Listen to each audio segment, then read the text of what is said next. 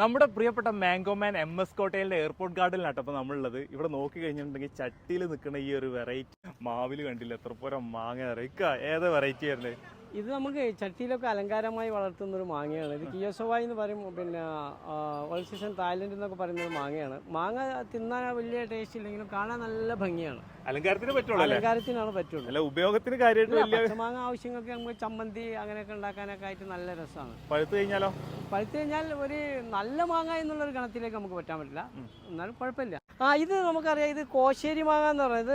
ഏകദേശം ഈ മാങ്ങ കാണാൻ നല്ല ഭംഗിയാണ്. 1 കിലോക്ക് മുകളിൽ ഭാരം വരും.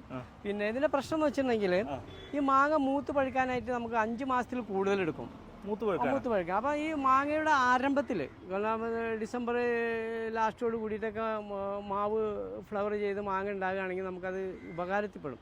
എല്ലാം കുറച്ച് കഴിഞ്ഞുണ്ടാകുമ്പോൾ മഴക്കാലത്തേക്കായിരിക്കും പിന്നെ ഇത് മാങ്ങ. ആ മഴക്കാലത്തേക്ക് പിന്നെ മാങ്ങ പഴുക്കില്ലല്ലോ, അങ്ങനെ ഒരു പ്രശ്നം ഇതിനകത്തുണ്ട്.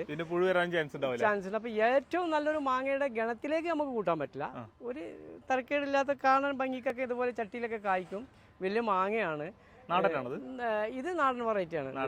പക്ഷെ നാടൻ വെറൈറ്റി നമുക്ക് ചട്ടിയിൽ വെച്ചിട്ട് ഇതേവരെ പ്രൂൺ ചെയ്ത് സെറ്റാക്കി എടുക്കാം. സ്ഥലം കുറവുള്ളവർക്ക് പറ്റില്ല. പക്ഷെ അത് മാവിന്റെ ഒരു കളക്ഷൻ വെക്കുന്ന, ആദ്യമായിട്ട് വെക്കുന്ന 1-2 മാവ് വെക്കുന്നവരൊന്നും ഇത് തിരഞ്ഞെടുക്കരുത്.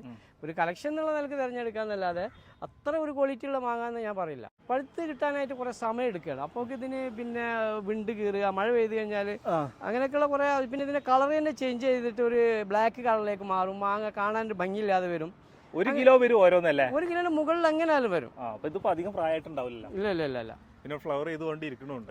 ഇത്